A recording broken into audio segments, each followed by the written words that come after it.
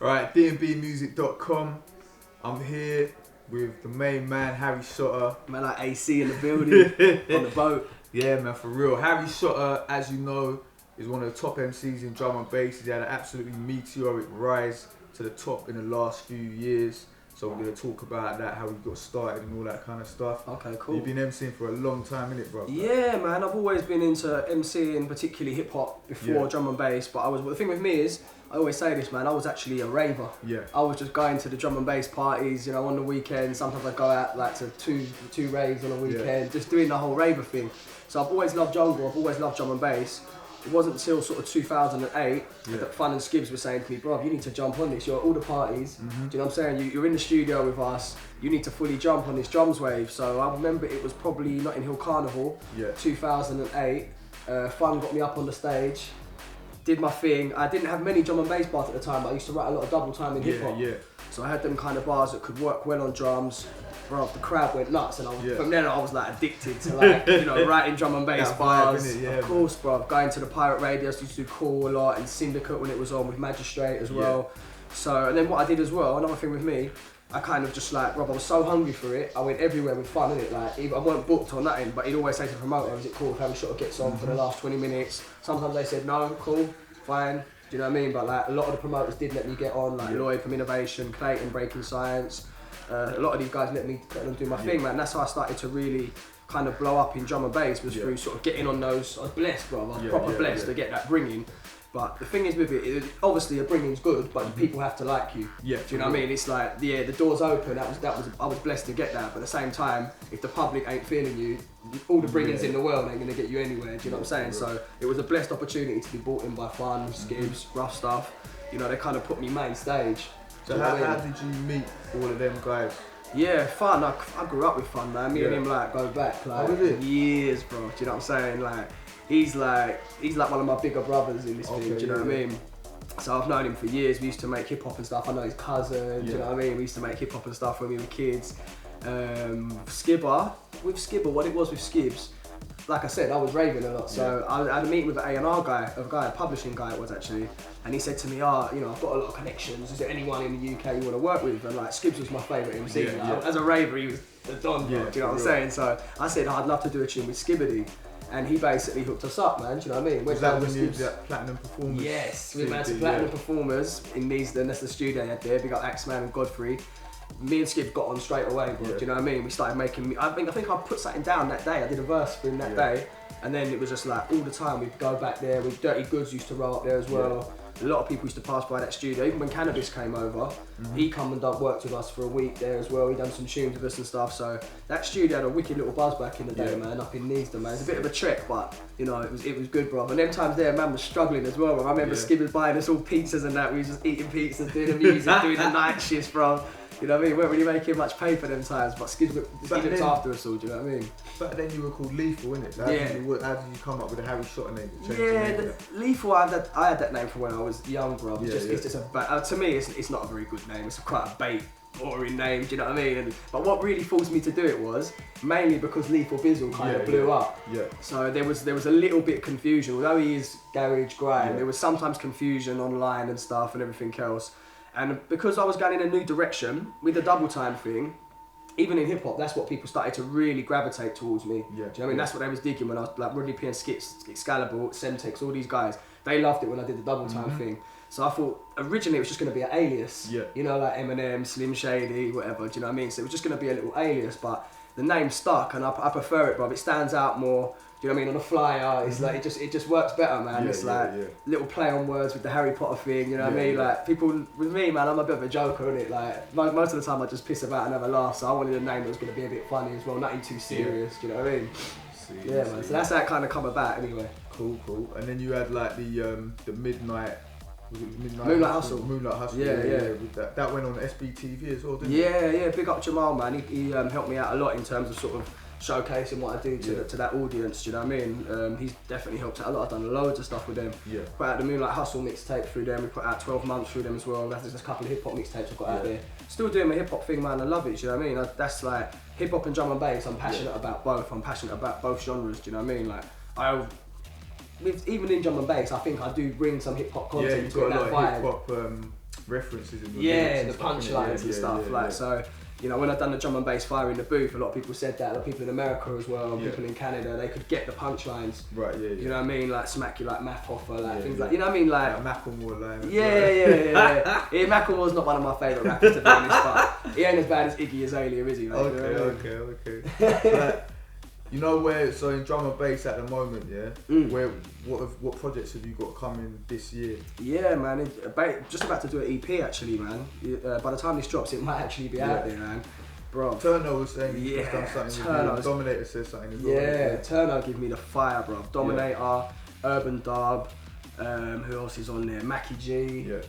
Do you know what I'm saying? Someone else I can't. You know when you just get blank. No, I think that is all the man who produced on it. Do you know what I mean? It's like a drum and bass vocal EP. Oh, T.I. is the other producer on it. Shout out to T.I. man. Yeah, so it's drum and bass mainly. Do you know what I'm saying? But it has, the verses are very much that hip hop sort of flavour. Do you know what I mean? When I wanted to get a lot of people on the scene that I work with as well. I wanted to get work with some new people. So I worked with Traumatic on there, Azza and Grimer as well.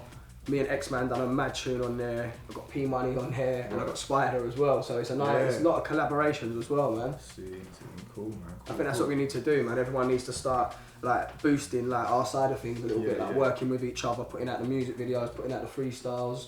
You know, we need more infrastructure kind of thing to boost our side of things. And I think doing the vocal drum and bass tracks, I think, is a good way to do that. Create your own little vibe, because the kids love it, man. Kids love it. They love it, bro. Like I do a lot of workshops with the youngers, innit, in schools and stuff. And like, you know, they love Traumatic, bro. They love Devilman. They like that JDZ Media. They're hooked to it. So I think we need to start jumping on these mediums as well and showcasing kind of what we do. Because I think sometimes as well, people's perceptions of drum and bass MCs aren't actually correct.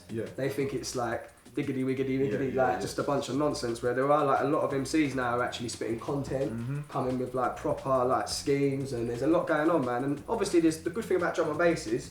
It is energy music. There's nothing wrong with being a crowd hype MC and just kind of bringing that vibe. That's wicked. I love the bubble, especially if I'm in a party. Like I went to back to '95 last set with Fantasy on Saturday. I wasn't even playing there, and it was just wicked to hear him play with like Shocking and Debt. I love that element, but I also my sort of side of things is more the lyrical side of things. You know, your X, Evil, myself, and there's, you know, the new wave guys like yourself, Azza, Grimer, Traumatic. You're bringing that content to it. Which is a good thing, man. You got your book out as well, now, innit? Yeah, bro. I'm trying to do everything. Trying to do bloody everything, mate. Yeah, the book was like an idea. Someone said I should do it because that 12 months mixtape was quite a deep mixtape. A lot happened that year. My dad passed away, but I also got engaged. So it was like a mad year of ups and downs and loads of other things that happened. Like it's all kind of there on the mixtape. But because it was such a mad year for me, I wanted to sort of go deeper with it for the fans, you know what I'm saying? Deeper than the tracks. Like if you see my F64 on SBTV, it kind of goes way back to my childhood and stuff. There's a lot of deep stuff on there, so I thought, you know what, let me kind of clean out the closet, put this out there. Did really well, man. I was quite shocked. It was just, first of all, it was just like a little project, you know what I'm saying? Just something different. Always looking for them new angles, man, because like, you know, things become saturated and like, I'm always looking at new angles and new ways to flip things.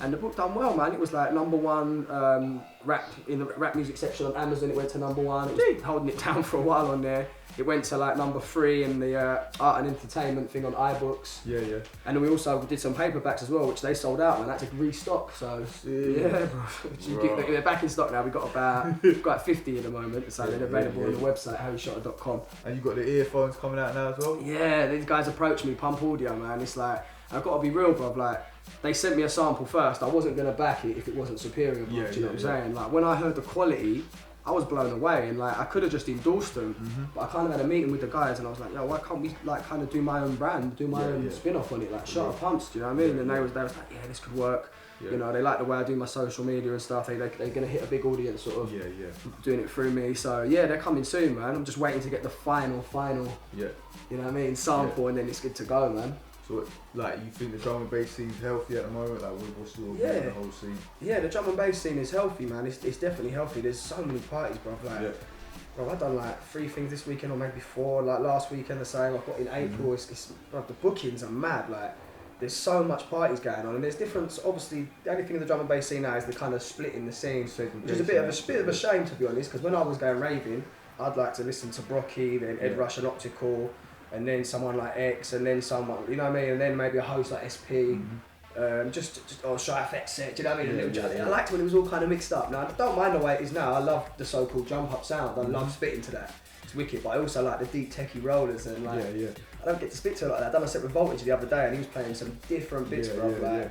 So I think it is in a good place, man. I think it's definitely in a good place. I think we just have to kind of, just speaking from the MC side of things, like I was saying earlier, I think we just have to push ourselves a little bit more, you know, do these vocal tunes and kind of do these videos and not just be a rave MC, do you know what I mean? Some of us, like, it's not for everybody, I'm not saying everyone should do it, but, you know, if you've got the talent, try and put it out there a little bit more. Widen the audience a little bit, do you know what I mean? But I think in general the scene is healthy, man. Yeah. I love it, bro. I still love the music, that's the thing, I'm never going to lose the passion for it, I think.